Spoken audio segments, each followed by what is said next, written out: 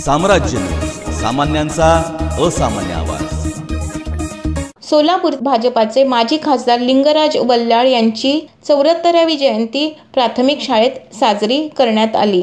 आंध्र भद्रावती प्राथमिक शाळेत डॉ. श्रीनिवास यमुल, भाजपा शहर अध्यक्ष विक्रम देशमुख यांच्या उपस्थितीत व बुर्ला प्राथमिक शाळेत पायोनियरचे संचालक दत्ता पाटील यांच्या प्रमुख उपस्थितीत आणि रुग्णालयाचे चेअरमन डॉ. माणिक गुर्रम यांच्या उपस्थितीत अशा विविध ठिकाणी पूर्व भागातील विद्यार्थ्यांना शालेय साहित्य वाटप करण्यात आले।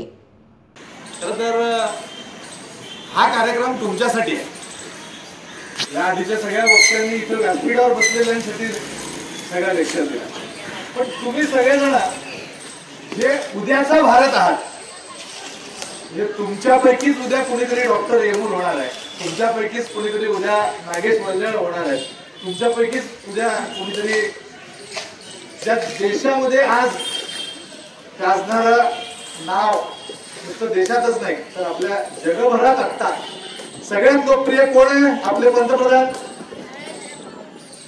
कोण आहे? नरेंद्रभाई मोदी। तर तुमच्यामध्येच उद्याचे सगळे कलाकार, उद्याचे सगळे यशस्वी नागरिक तुमच्यामध्ये आहेत।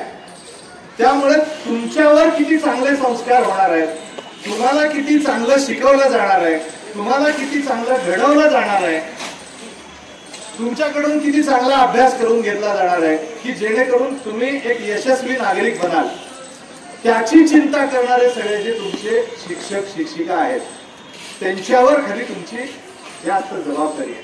कारण तुम्हाला ते घडवणार आहेत, म्हणजे तुम्हाला अभ्यास करायला वही लागणार आहे का तर लागणार आहे। माझ्या डोक्यात आहे की आपण या शाळेतल्या भागातल्या मुलांना आपण काहीतरी मदत करावं। ते म्हटले की आम्ही सर बरोबर वेळेत आलात, आम्ही आता साहित्य विकत घेणार होतो, पण तुम्ही त्यांच्याकडनं झालं असेल तर मी तुमच्याकडनं दिलं असेल तर आम्हाला तेवढंच मदत होईल। मग तेवढं ठरवलं की म्हणजे एक शाळेला देण्यापेक्षा बाकीची शाळे पण 2-3 आहेत पण त्यांनाही करू।